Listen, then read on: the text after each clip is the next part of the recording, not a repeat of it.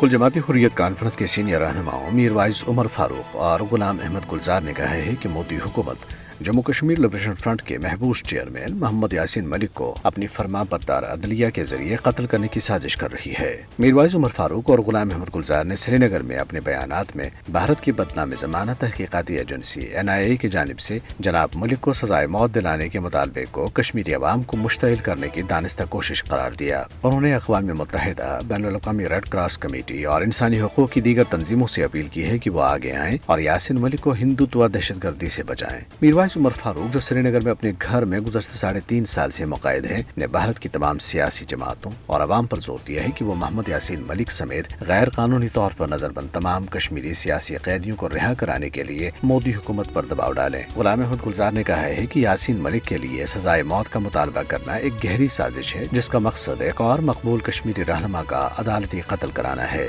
انہوں نے کہا ہے کہ اس سے قبل بھارتی حکومت اپنی عدلیہ کا استعمال کرتے ہوئے ممتاز کشمیری شہداء محمد مقبول بٹ اور محمد افضل گورو کو پھانسی دے چکی ہے۔ جموں کشمیر لبریشن فرنٹ نے ایک بیان میں محمد یاسین ملک کے خلاف NIA کے اقدام کی حمایت کرنے پر مقبوضہ جموں کشمیر میں BJP کے اعلی کاروں کی شدید مذمت کی۔ فرنٹ نے امریکہ، برطانیہ اور یورپی یونین پر زور دیا کہ وہ منافقت کی سیاست ترک کریں اور بھارتی حکومت پر زور دیں کہ وہ کشمیریوں کے محبوب لیڈر یاسین ملک کو نشانہ بنانے سے باز رہے۔ پیس اینڈ کلچر آرگنائزیشن کی چیئرپرسن اور محمد یاسین ملک کی اہلیہ مشال حسین ملک نے حکومت پاکستان پر زور دیا ہے کہ وہ یاسین ملک کی نظر بندی کا معاملہ ہر عالمی فورم پر اٹھائے، کیونکہ نریندر مودی کی فسطائی حکومت تحریک آزادی کشمیر کی سب سے توانا آواز کو ہمیشہ کے لیے خاموش کرانے پر تلی ہوئی ہے۔ جموں کشمیر پیر پنجال فریڈم موومنٹ نے بھی اقوام متحدہ اور انسانی حقوق کے بین الاقوامی تنظیموں پر زور دیا ہے کہ وہ محمد یاسین ملک کے علاوہ مسرت عالم بٹ، شبیر احمد شاہ، نعیم احمد خان اور حریت کانفرنس کے دیگر محبوس رہنماؤں کی رہائی کے لیے اپنا کردار ادا کریں۔